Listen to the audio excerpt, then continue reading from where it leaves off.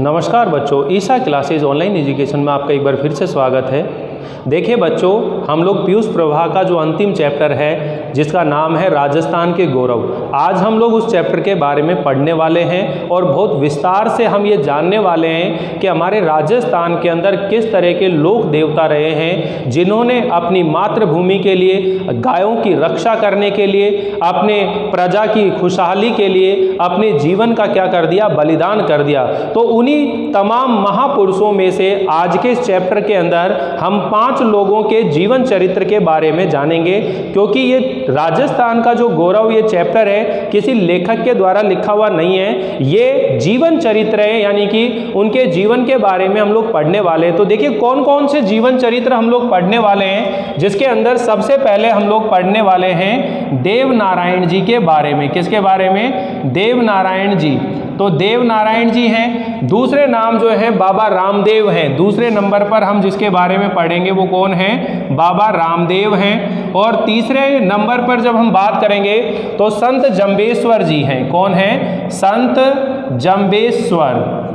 संत जंबेश्वर जी हैं और जिन्हें जाम्बो जी के नाम से भी जाना जाता है। और फिर हैं पूज्य गोविंद गिरी। ठीक है, पूज्य गोविंद गिरी या गुरु के नाम से वो जानते हैं। पूज्य गोविंद गिरी, पूज्य गोविंद गुरु के नाम से जानते हैं। और अंतिम रूप में जिसका नाम हम जानेंगे वो है महाराजा सूरजमल। ठीक है ना, महाराजा सूरजमल।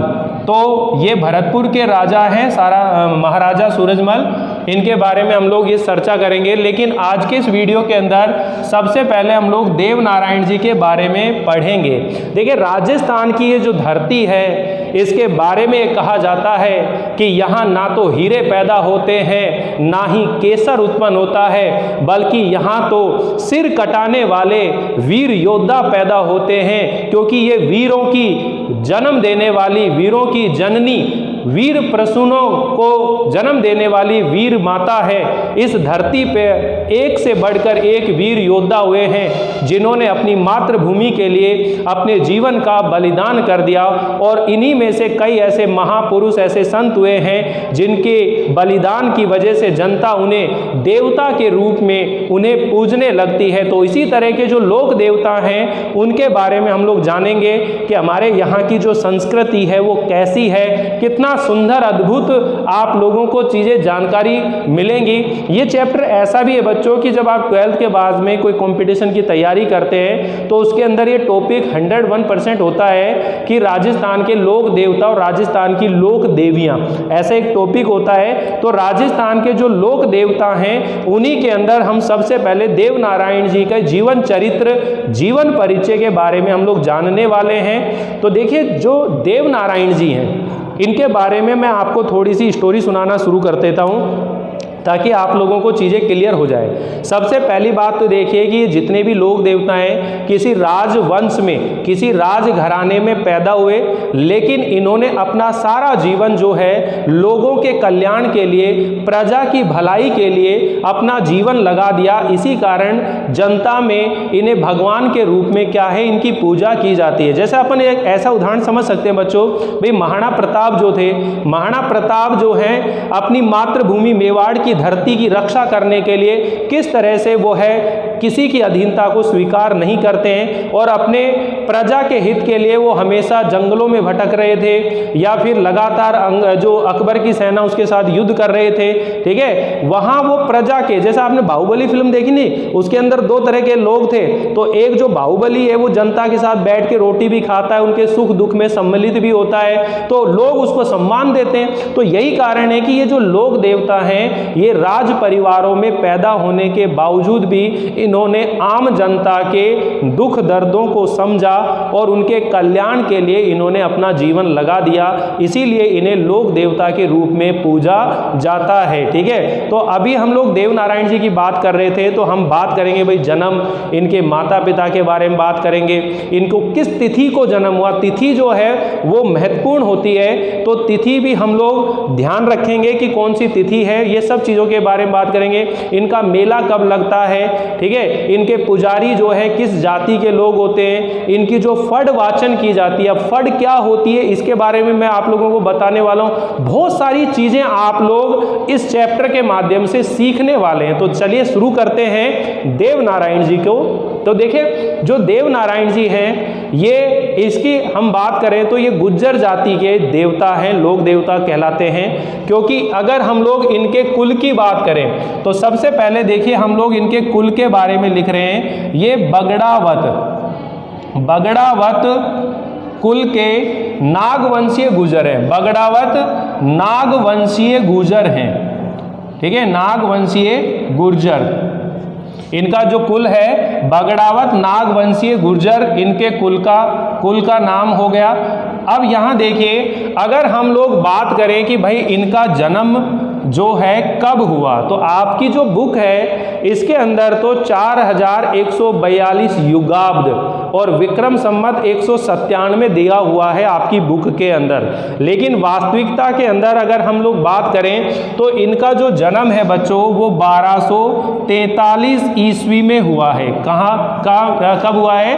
1243 ईस्वी के अंदर इनका जन्म हुआ है। और आप अपनी बुक के लिखी हुई बात भी अगर ध्यान रखें तो आप ये लिखेंगे युगाब्द 4142, ठीक है, और इसी के साथ लिखा हुआ है विक्रम संवत 1097। तो ये चीज़ जो है ये आपकी बुक की है, तो मैंने यहाँ पे ये बुक भी नोट कर दी। लेकिन वास्तविकता रूप में जो विकिपीडिया या कहीं और बुक जो है वहाँ पर इनके जन्म की जो तारीख है बच्चों वो क्या है? 1243। वैसे इनके जन्म को लेकर के, जन्म तारीख को लेकर जो विद्वान है उनके अंदर मतभेद है। इनके जन्म तारीख को लेकर के एक मत नहीं है लोगों के अंदर। लेकिन हमें चूंकि याद करना है, पढ़ना है, तो आप लोग 1243 ईस्वी जो समय मैं बता रहा हूं उसे आप दिमाग में रखें। जब आफ्टर 12 कोई कंपटीशन एग्जाम देंगे और इनके जन्म तिथि को लेकर के बात होगी तो आप 1243 ईस्वी बता सकते हो, क्योंकि यही राइट है, ठीक है। और आपकी बुक के अंदर ये विक्रम संवत 1097 जो है विक्रम संवत ये समय दिया हुआ है। अब हम बात करें कि ये कौन सी तिथि को हुआ है, ठीक है ना। तो कौन सी तिथि क्या होती है कि अपने जो देसी महीने होते हैं, पंचांग होते हैं, उनके अंदर तिथियां होती हैं। तो माघ शुक्ल सप्तमी, यानी कि माघ शुक्ल सप्तमी,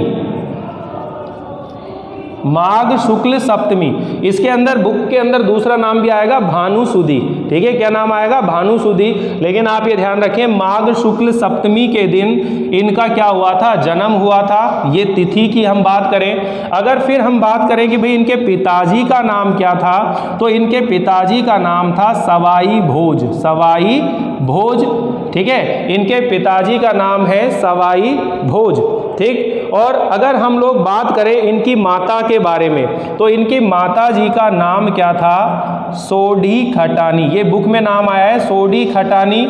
आप सोडी खटानी या फिर इनकी माता जी का नाम सेडू खटानी, दोनों में से एक चीज भी याद रख सकते हैं। सेडू भी लिख सकते हैं, सोडी, ठीक है, साडू खटानी भी नाम आता है। तो आप सोडी खटानी या सेडू खटानी जो है इनकी माता जी के नाम के बारे में याद रख सकते हैं। अभी मैं आप लोगों को पूरी स्टोरी सुनाने वाला हूं। एक एक बात आज के इस वीडियो में क्लियर हो जाएगी। अगर आज आपने ये वीडियो देख लिया तो उसके बाद में देवनारायण जी से संबंधित किसी भी प्रश्न को आप बहुत आसानी से उसका उत्तर दे सकते हैं, क्योंकि मैं केवल आपके बुक में लिखी हुई चीजें ही नहीं बता रहा हूं। मैं आज आपको इस वीडियो में पूरे विस्तार से सब चीजें बताने वाला हूं और सब चीजें सीखने वाले भी हैं। तो इनके माता और पिता के बारे में हम लोग बात कर लिए। अगर हम लोग इनके पत्नी के बारे में बात करें कि इनकी पत्नी का नाम क्या है, तो इनकी पत्नी का नाम है पीपल दे। इनकी पत्नी का नाम क्या है बच्चों? People they. और अगर हम बात करें कि इनका जन्म स्थान कौन सा है बच्चों, तो जन्म स्थान क्या है? मालासेरी, मालासेरी के जंगल, ठीक है, या मालासेरी की डूंगरी भी बोल सकते हैं। मालासेरी के ये जो जंगल हैं ये कहाँ पर हैं, ये आपको मालूम होना चाहिए। ये आसींद नामक जगह है। कौन सी जगह है? आसींद। और ये आसींद कहाँ पर है? ये भीलवाड़ा में है। ये कहाँ पर है बच्चों? भीलवाड़ा के अंदर आसींद नामक जगह पर ये मालासेरी डूंगरी है। मालासेरी पहाड़ है, डूंगरी है, या पूरा जंगल है। उस मालासेरी जंगल के अंदर इनका जन्म हुआ। बहुत इंटरेस्टिंग स्टोरी है। आप देखेंगे कि देव नारायण जी ने बचपन से ही किस तरह के संघर्षों का इन्होंने सामना करना शुरू कर दिया था बच्चों। तो यहाँ ये जो डेट और ये जो बातें मैं बताता चल रहा हूँ, इन्हें दिमाग में रखें कि ये किस कुल में जन्मे थे। तो बगड़ावत कुल के अंदर जन्मे थे और ये नागवंशीय गुर्जर थे। और इनका जो जन्म हुआ है वो 1243 ईस्वी में युगाब्द 4142 विक्रम संवत 1097। और इनकी तिथि कौन सी है? माघ शुक्ल सप्तमी के दिन इनका जन्म हुआ है। और स्थान कौन सा है? मालासेरी के जंगल। और ये मालासेरी के जंगल वर्तमान में कहाँ है? भीलवाड़ा की जो आसींद तहसील है, भीलवाड़ा की जो आसींद तहसील है, जहाँ पर खारी नदी बहती है। ठीक है ना, अभी बात करेंगे वहाँ पर। तो भीलवाड़ा की आसींद, ये मालासेरी के जंगल के अंदर क्या हुआ है? इनका जन्म हुआ है। अगर हम बात करें कि भाई इनका जो वाहन है ये कौन सा वाहन है, इनके अगर वाहन की बात करें तो इनका वाहन है लीलाघर। लीलाघर, ये घोड़ा या घोड़ी के बारे में बात करते हैं। लीलाघर घोड़ा है, ठीक है, ये इनका वाहन है। इस घोड़े पर सवार होकर के ये रहते हैं। ये इनके वाहन की बात है। अगर हम लोग इसे ये कहें कि भाई इनके बचपन का नाम क्या था, तो इनके जो बचपन का नाम था वो था उदय सिंह। अगर हम लोग बचपन के नाम की बात करें तो बचपन का नाम क्या है बच्चों? उदय सिंह। ये इनके बचपन का नाम है। बचपन का नाम है उदय सिंह। अभी हम लोग देव नारायण जी के जो उपनाम हैं उनके बारे में भी चर्चा करेंगे कि इन्हें विष्णु जी का अवतार माना जाता है और ये गुर्जरों के आराध्य देवता हैं। गुर्जरों के आराध्य देवता, इन्हें अवतारी बाबा भी कहा जाता है। इन्हें क्या बोला जाता है? अवतारी बाबा। और आयुर्वेद के ज्ञाता, आयुर्वेद के ज्ञाता, ये इनके उपनाम हैं। उपनामों के बारे में हम लोग अलग से अभी नोट कर लेंगे कि क्या क्या इनके उपनाम हैं। तो फिलहाल यहाँ देखिए, इनके बचपन का नाम क्या है? उदय सिंह था। और इनकी जो फड वाचन है, इनकी जो फड है, फड वाचन, इनकी जो फड वाचन है वो कौन करते हैं? अब देखिए फड क्या होता है बच्चों? एक कपड़ा होता है, उस कपड़े के ऊपर कई तरह के चित्र चित्रित होते हैं। उनके अंदर सवाई भोज और देव नारायण जी के जीवन की जो घटनाएं हैं उनका वर्णन किया गया है। जैसे हम लोग रामायण पाठ कराते हैं, जैसे हम भगवत गीता का पाठ कराते हैं, उसी तरह गुर्जर जाति के अंदर यहाँ गुर्जर जाति के जो भोपे हैं वो देव नारायण जी और देव नारायण जी के जो पिताजी हैं सवाई भोज, इनके जीवन की जो घटनाएं हैं उन्हें चित्रों के माध्यम से उस फड पर चित्रित किया जाता है और उसे गीतों के माध्यम से गाया जाता है। रात भर रात में गाया जाता है, उनके गुणगान किए जाते हैं, तो उसे फड वाचन बोलते हैं। क्या बोलते हैं? फड वाचन। राजस्थान की सबसे प्राचीन फड है ये। राजस्थान की सबसे प्राचीन फड है। राजस्थान के अंदर सबसे बड़ी जो फड के बारे में बात करते हैं वो भी देव नारायण जी की फड है। और राजस्थान सरकार ने किसी लोक देवता की फड के ऊपर एक डाक टिकट जारी किया हो वो भी देव नारायण जी की है। यानी कि सन 1992 के अंदर, सन 1992 के अंदर यानी कि 2 सितंबर को देव नारायण जी की जयंती मनाई जाती है। 2 सितंबर को क्या मनाई जाती है? रामदेव की यानी कि देव नारायण जी की क्या मनाई जाती है? जयंती मनाई जाती है। कब मनाई जाती है? 2 सितंबर को। और ये कब से मनाना आरंभ हुई थी? ये 1992 से बनाना आरंभ हुई थी। तो 1992 के अंदर ही जो राजस्थान गवर्नमेंट है, राजस्थान सरकार है, उन्होंने एक 5 रुपए का टिकट जारी किया था। क्या जारी किया था? 5 रुपए का टिकट जारी किया था। तो सबसे पहले तो आप ये ध्यान रखिए बच्चों कि जो फड़ वाचन है वो देवनारायण जी की फड़ वाचन जो है कौन लोग करते हैं? तो जो गुर्जर जाति के भोपे होते हैं। भोपे कौन होते हैं? पुजारी। यानी कि गुर्जर जाति के जो पुजारी होते हैं उनको क्या बोला जाता है? भोपे बोला जाता है। तो देवनारायण जी की फड़ का वाचन गुर्जर जाति के भोपे करते हैं। कौन करते हैं? फड़ का वाचन कौन करते हैं? गुर्जर जाति के भोपे। गुर्जर जाति के भोपे जो हैं इनकी फड़ का वाचन करते हैं। और जब ये फड़ का वाचन होता है तो कौन से वाद्य यंत्र को बजाया जाता है? वाद्य यंत्र होता है ना, इंस्ट्रूमेंट। कौन से वाद्य यंत्र को बजाया जाता है? तो उस वाद्य यंत्र का नाम होता है बच्चों जंत्र, यानी कि वाद्य यंत्र। ठीक है, वाद्य यंत्र कौन सा होता है? जंतर। जंतर वाद्य यंत्र जो है इसके साथ में गुर्जर जाति के भोपे जो हैं इस फड़ का क्या करते हैं? वाचन करते हैं। क्लियर होगी ये चीजें? तो देखिए एक बार वापिस सुनिए, क्या यहाँ पर ये कौन से कुल में हुए? बगड़ावत नागवंशीय गुर्जर जाति के अंदर कुल के अंदर जन्म हुआ 1243 ईस्वी में माघ शुक्ल सप्तमी के दिन। पिताजी का नाम सवाई भोज है, माता का नाम सोडी खटानी या सेडू खटानी है, इनकी पत्नी का नाम पीपल दे है। इनका जन्म स्थान यानी कि जन्म कहां पर हुआ है? मालासेरी के जंगल में आसींद भीलवाड़ा के अंदर। इनका वाहन जो है लीलाघर है, लीलाघर घोड़ा। ठीक है, और इनके बचपन का नाम उदय सिंह है। और इनका जो फड़ वाचन है वो गुर्जर जाति के भोपे करते हैं। इनका जो वाद्य यंत्र है वो जंतर है। देखिए जन्म स्थान तो मालासेरी के जंगल है आसींद भीलवाड़ा के अंदर, लेकिन इनका जो पालन पोषण है, इनका जो पालन पोषण है वो कहां पर हुआ है? देवास में हुआ है। कहां पर हुआ है? देवास में हुआ है। देवास क्या है? इनका ननिहाल है। यानी कि इनकी जो माता जी है सोडी खटानी वो इन्हें अपने पीहर ले जाती है। पीहर का मतलब इसका खुद का ननिहाल हो गया, इसकी माता जी का पीहर हो गया, यानी कि अपने माता पिता के घर ये ले जाती है। तो देखिए यहां पर मैं लिख देता हूं कि इनका पालन पोषण कहां पर होता है? देवास में होता है। कहां पर होता है? देवास। और देवास कहां पर है? एमपी के अंदर है, मध्य प्रदेश के अंदर है देवास। अभी मैं आपको पूरा मैप भी आपको समझाने वाला हूं, ये सारी घटनाएं मैं आपको बताने वाला हूं अभी, क्योंकि कैरेक्टर याद होने चाहिए ना, क्या क्या चीज चल रही है। तो आपके दिमाग में ये सब चीजें क्लियर हो जानी चाहिए। पिताजी का नाम क्या है? सवाई भोज है। माता का नाम क्या है? सोडी खटानी है, सेडू खटानी है। जन्म कब हुआ है? 1243 को हुआ है। जन्म कहां पर हुआ है? मालासेरी के जंगल में हुआ है। पालन पोषण कहां पर हुआ है? देवास में हुआ है, मध्य प्रदेश के अंदर हुआ है। इनका जो फड़ का वाचन है वो कौन करते हैं? गुर्जर जाति के भोपे करते हैं। इनका जो वाद्य यंत्र है वो कौन सा है? जंतर है। इनका वाद्य यंत्र कौन सा है? जंतर है। ठीक है, इनके वाहन का नाम लीलाघर घोड़ा है। ठीक है, पत्नी का नाम क्या आ गया? पीपल दे आ गया। तो ये सब घटनाएं जो हैं एक बार आपके दिमाग में क्लियर हो जाए तभी हम लोग स्टोरी को समझ पाएंगे, सीख पाएंगे। समझ में आया ना बच्चों? तो स्टोरी को सीखने के लिए ही मैं आपको ये सब बातें बताने वाला हूं, बता रहा हूं। तो यहां तक हम लोग ये चीजें क्लियर कर चुके हैं। फिर हम बात करते हैं कि देवनारायण जी की जयंती कब मनाई जाती है। यहां पर मैं नोट कर देता हूं देवनारायण जी की जयंती। ठीक है, तो देवनारायण की जयंती, देवनारायण की जो जयंती है बच्चों वो कब मनाई जाती है? वो 2 सितंबर को मनाई जाती है।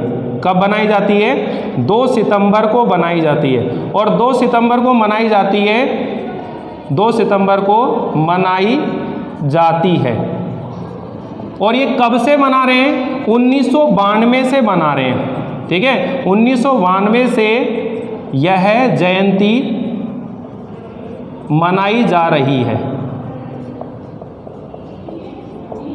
ठीक है, इस समय पहले ये देवनारायण जी की जयंती नहीं मनाई जाती थी। जयंती का मतलब जन्म उत्सव, उनके जन्म उत्सव की बात हो रही है। तो 2 सितंबर को देवनारायण जयंती को मनाई जाती है। और कब से बनाई जा रही है? 1992 से यह जयंती मनाई जा रही है। और 1992 के अंदर ही जो राजस्थान सरकार है उन्होंने 5 रुपए का डाक टिकट जारी किया था। यानी कि इनकी जो जयंती थी 1992 में ही राजस्थान सरकार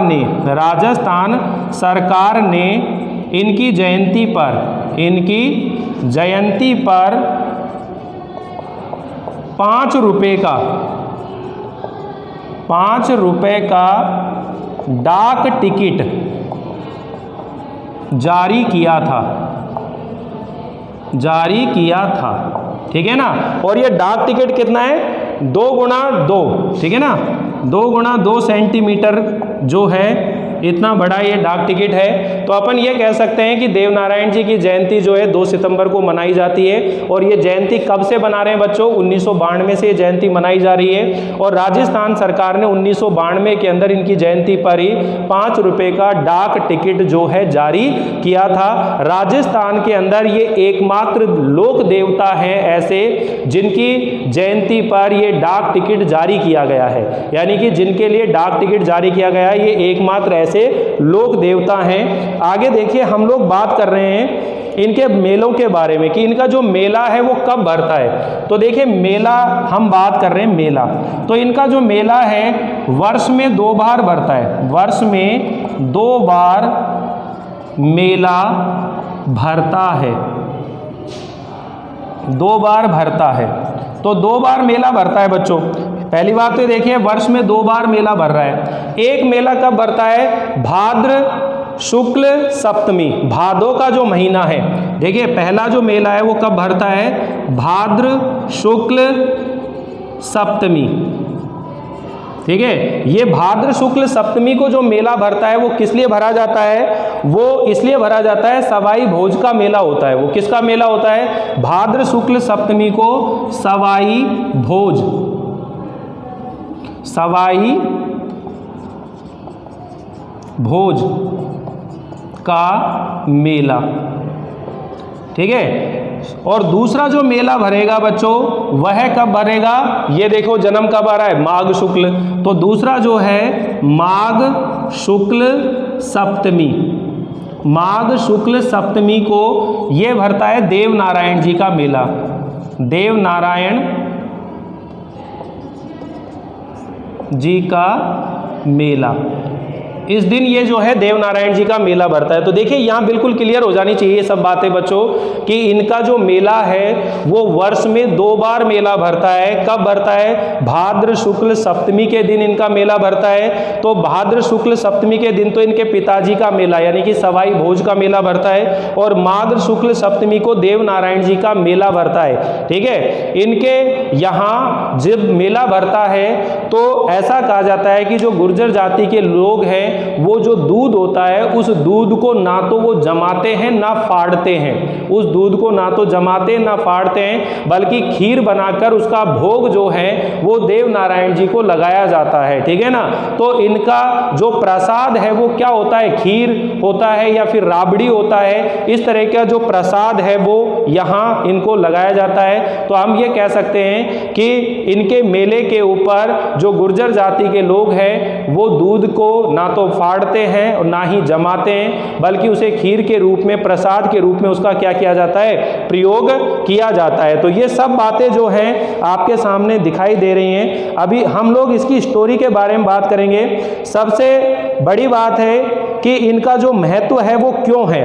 महत्व इस बात का है कि इन्होंने, महत्व की बात करें अगर हम लोग तो महत्व क्या है कि इन्होंने नीम को, नीम का औषधीय महत्व बताया है। नीम का क्या बताया इन्होंने, औषधीय महत्व बताया है, यानी कि नीम के पत्ते का प्रयोग करना चाहिए एक औषधि के रूप में। जैसे तुलसी जी का हम लोग प्रयोग करते हैं उसी तरह नीम का भी प्रयोग हमें करना चाहिए, इसलिए इनका ये महत्व है, ठीक है। तो ये इन्होंने इस चीज के बारे में हमें बताइए नीम का महत्व। और यही कारण है इनकी जो पूजा होती है, इनकी जो बच्चों पूजा होती है वो नीम के पत्ते अर्पित करके होती है, ठीक है। नीम के पत्ते जो हैं उनसे इनकी पूजा की जाती है। इनके मंदिरों के अंदर कोई मूर्ति नहीं होती है। सबसे बड़ी बात है कि देव नारायण जी के जो मंदिर हैं उनमें कोई मूर्ति नहीं होती है, बल्कि एक बड़ी ईंट होती है। उस ईंट के ऊपर ही नीम के पत्ते अर्पित करके और देव नारायण जी की क्या करी जाती है, पूजा की जाती है। समझ में आया ना।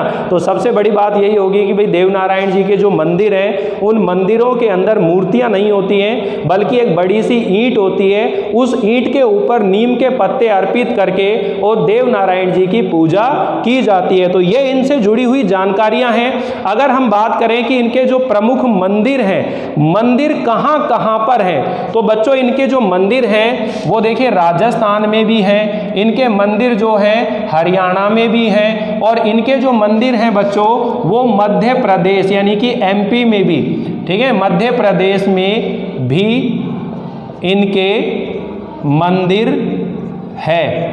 मंदिर है मतलब इनकी पूजा की जाती है, इनको मानते हैं, इनको पूजते हैं। ठीक है, आप ये लाइन लिख सकते हैं कि हरियाणा, राजस्थान और मध्य प्रदेश में इनको पूजते हैं, इनकी पूजा की जाती है। ये सारी डिटेल लगभग आपके सामने आ गई है। अब हम लोग अगर इसके उपनाम की बात करें तो बच्चों ये भी थोड़ा सा ढंग से लिख लेना, अभी बोर्ड पर सब घोच-पोच लग रहा होगा आप लोगों को।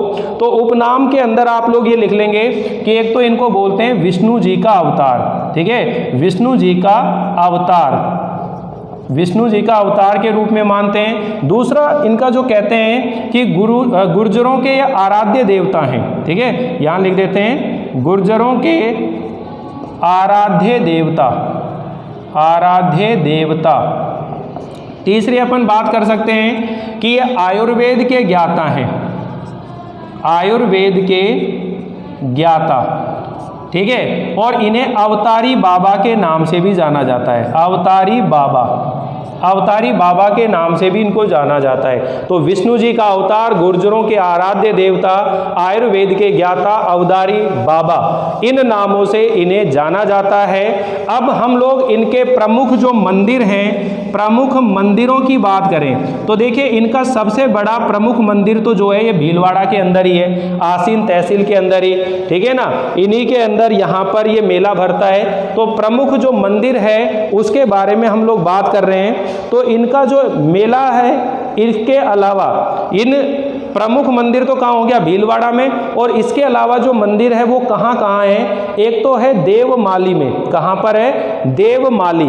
अब ये जो देवमाली है बच्चों, वो देवमाली कहाँ पर है, आप लोग नोट कर लेना इसे, देवमाली, ये देवमाली है अजमेर में है, देवमाली कहाँ पर है, अजमेर में है। यानी कि भीलवाड़ा के अलावा और कहाँ कहाँ मंदिर हैं, तो इनका मुख्य मंदिर तो कहाँ पर है, आसींद के अंदर, भीलवाड़ा के अंदर है, लेकिन इसके अलावा और मंदिर कहाँ हैं, तो आप ये कह सकते हो कि देवमाली जो मंदिर है वो कहाँ पर है, अजमेर के अंदर है। दूसरे जो नंबर का मंदिर है जिसे अपन बोलते हैं देवधाम, किस नाम से जाना जाता है, देवधाम, ये कहाँ पर है, जोधपुरिया।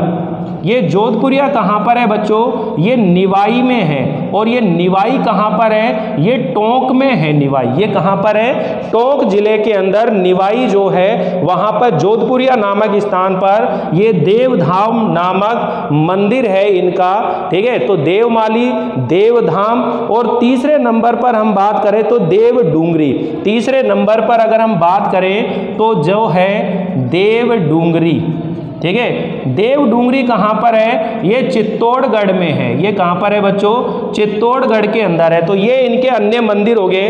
तो प्रमुख मंदिर तो भीलवाड़ा के अंदर, और अन्य मंदिर आप ये लिख लेंगे, अन्य मंदिर भीलवाड़ा के अलावा अन्य मंदिर कहाँ कहाँ पर है, तो देवमाली में है, देवधाम और देवडूंगरी। देवमाली कहाँ पर है, अजमेर के अंदर है, देवधाम कहाँ है, जोधपुरिया के अंदर है, निवाई टोंक, और देवडूंगरी कहाँ है, चित्तौड़गढ़ के अंदर है। तो इस तरीके से ये इनके प्रमुख मंदिरों की बात होगी, देवमाली, देवधाम, देवडूंगरी। क्लियर हो जाएगा आप सभी को, इनके उपनाम हो गए, इनकी घटनाओं के बारे में हम लोगों ने लिख लिया है। अब हम लोग इनकी स्टोरी के बारे में पढ़ना चाहेंगे, इनके बारे में। इनका जो शत्रु था सबसे बड़ा वो था राणा दुर्जनशाल। कहाँ था वो, इन्होंने किसके साथ में बदला लिया था, तो देखिए बच्चों यहाँ थोड़ा सा स्पेस की प्रॉब्लम आ रही है, तो आप अगले में आगे लिखेंगे, एक बार आप लोग इनको नोट कर लीजिए, फिर हम लोग आगे चर्चा करते हैं। तो देखिए बच्चों, यहाँ हम लोगों ने ये पूरी डिटेल से सब बातें सीख ली हैं। इसकी जो स्टोरी है, इनकी जो कहानी है, राजा जो सवाई भोज हैं उनकी 2 शादियां हुई हैं। एक शादी कोटपुतली का जो पद्म पोसवाल था, उसके साथ में उसकी बेटी का नाम है पद्मा, उसके साथ में इनका विवाह हुआ था, ठीक है। और एक जो है उज्जैन के राजा जो थे, सामंत थे उज्जैन के, जिसका नाम है दूधा खटाना, जिसका नाम क्या था, दूधा खटाना, और उनकी बेटी है ये सोडी खटानी, यानी कि देव नारायण जी की जो माता है वो इनके पिता की दूसरी पत्नी है। समझ में है ना। अभी एक ट्राइंगल और आएगा, जयमती का नाम आएगा, जिसकी वजह से राणा दुर्जनसाल और सवाई भोज के बीच में युद्ध हुआ था, और जिसमें सवाई भोज और उसके जो भाई बंधु थे वो सब मारे गए थे। और उस समय जो सोडी खटानी थी वो गर्भवती थी, यानी कि देव नारायण जी उनके गर्भ में थे। तो सोडी खटानी के गुरु का नाम है रूपनाथ। सोडी खटानी के गुरु का नाम क्या है, रूपनाथ है। उन्होंने कहा कि तुम्हारे गर्भ में जो शिशु पल रहा है वो बहुत ही अलौकिक पुरुष बनने वाला है, बहुत ज्यादा योग्य है वो, उसके बारे में। तो ये मालासेरी के जंगलों में इनका जन्म हो गया था, लेकिन दुर्जनसाल से बचाने के लिए, राणा दुर्जनसाल से बचाने के लिए जो इनकी माता है सोडी खटानी, वो उन्हें अपने पीहर देवास में लेकर चली गई थी। तो मैं आपको ये सारे जो चित्र मैंने दिखाए हैं, इन्हें मैं आप लोगों को एक मैप के माध्यम से सिखाने वाला हूं। इसे आप लोग हिंदी पढ़ रहे हो, लेकिन ऐसा समझो कि मैं आपको जनरल नॉलेज पढ़ा रहा हूं, जीके पढ़ा रहा हूं। अभी मैंने आपकी बुक वाली चीज एक भी नहीं पढ़ाई है। अभी बुक में तो अलग ही स्टोरी है, बुक जो पढ़ेंगे उसमें अलग ही स्टोरी चलेगी। तो हम लोग बहुत मस्त तरीके से डिटेल में ये सब चीजें जानने वाले हैं बच्चों। तो आप लोगों को ये वीडियो कैसा लगा मुझे जरूर बताइएगा। अगर आप लोगों ने चैनल सब्सक्राइब नहीं किया हुआ है तो सब्सक्राइब जरूर कर दीजिए। ज़्यादा से ज़्यादा बच्चों इसे शेयर कीजिए ताकि सब्सक्राइब बढ़े, ताकि मैं इसी तरह आप लोगों को बढ़िया तरीके से पढ़ाता रहूं। तो मिलते हैं अगली बार इस चैप्टर की कहानी को लेकर। तब तक के लिए थैंक यू, बाय।